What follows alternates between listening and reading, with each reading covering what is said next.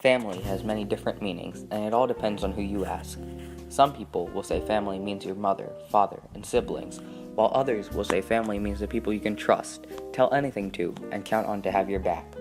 Ishmael Bea's definition of family was between the two.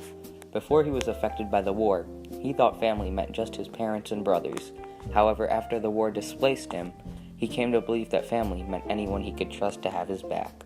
Before the fateful day in January of 1993, Ishmael Bea had only heard stories of the war from children and families seeking refuge.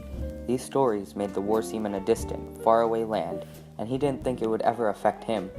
He enjoyed listening to rap and performing in talent shows with his friends, as well as spending time with his family, whom he believed to be solely his parents and brothers, Junior and Ibrahim. On the morning in January of 1993, when he left with Junior and Taloy to go to Matrujong to perform, he didn't think his world would be flipped and the centralmost word of the human vocabulary redefined.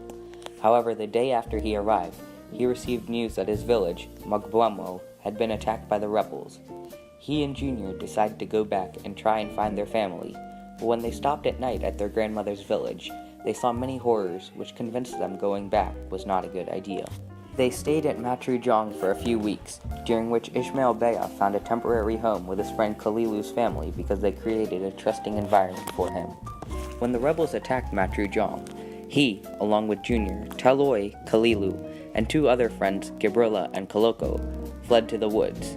His friends became a new family for him because their shared, scarring experiences bound them together. For weeks, they went from village to village, scavenging for food and stealing from the villagers. However, they didn't find enough food and were forced back to Matrujong twice.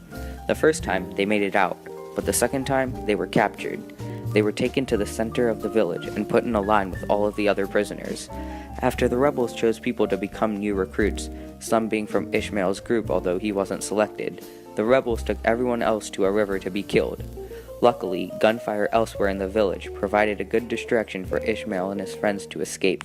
After they escaped, they began looking for a safe haven. During their journey, they saw how the Civil War had impacted everyone. Trust, the most important part of a family, was gone. Nobody was trusted anymore, and people always looked for the worst in one another. This made Ishmael Bea miss his parents, the people he could trust the most. They finally stopped at Kamator, where Gibrilla's aunt and uncle lived. In exchange for a place to live, they became watchmen and helped farm. They worked there for months, but all their hard work went to waste when the rebels attacked. During the attack, Ishmael Bea was separated from his new family, including Junior, and he would never see anyone but Koloko again. He waited by Kamator for 2 weeks, hoping his brother would return, but when nothing happened, he decided to leave. He left by himself, since Koloko, the only one he found, was too scared to go anywhere. He walked for 6 days alone before he saw humans. When he told them about his journey, they became very fearful. They too had lost the trust that binds people together. They gave him directions and sent him on his way. He lived in the wild for a few weeks, constantly missing and thinking about his family. Then one day, he met up with some classmates from his school, and they decided to go to a village called Yele, which was supposed to be safe. These new boys became Ishmael Bea's new family, as he was forced to trust them to get to safety. They walked on for weeks. Someone had started a rumor about 7 boys who were coming, so many villages were scared of them and chased them away. Others let them stay, but kept constant watch of them. They rarely found a village that treated them with kindness. Ishmael Bea and his new family, Alhaji, Saidu, Kane, Chuma, Musa, and Mariba, walked for weeks, bonding and becoming more like a family. They exchanged stories which brought them closer together and created a trusting environment between them. One day, a crow fell from the sky. The boys, who were starving, decided to eat it. The next day, Saidu died. Later that day, they arrived at a village where a woman told Ishmael Bea that she heard that his family was in the next village. Ishmael became very excited and decided that he and his friends would go to that village. As they approached the village, they met a man from Ishmael's home village named Ngor Gasimu, who offered to take them down to the village.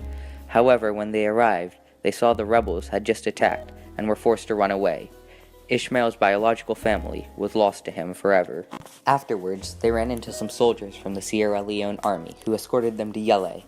Yele was initially safe with a lot of soldiers, but soon the rebels arrived and there was constant fighting. After a few days, the lieutenant told the villagers that they were either to take their chances leaving the village, or they had to join the army. Ishmael Bey and his friends decided to join the army.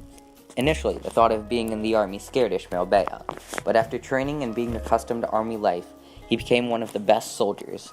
He focused on how the rebels had harmed him and fought them with all his might. He thought about how they had taken his family and his friends from him.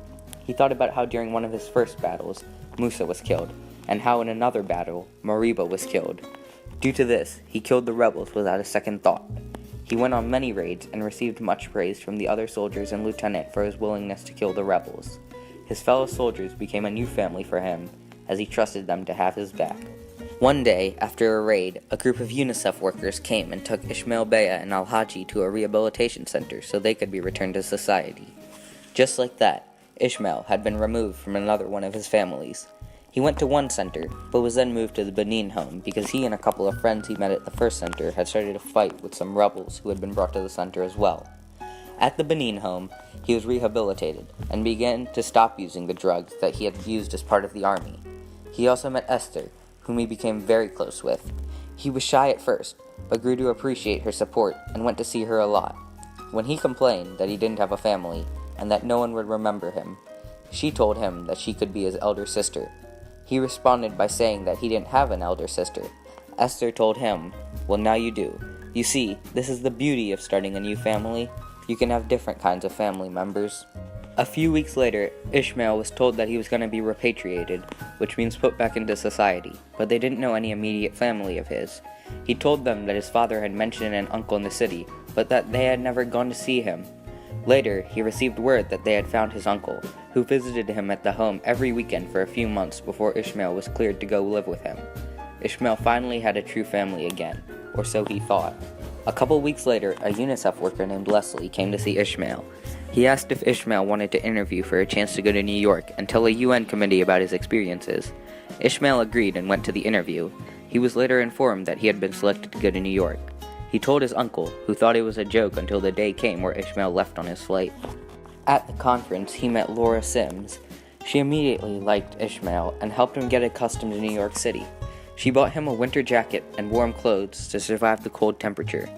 On the final day of the conference, he spoke to the committee.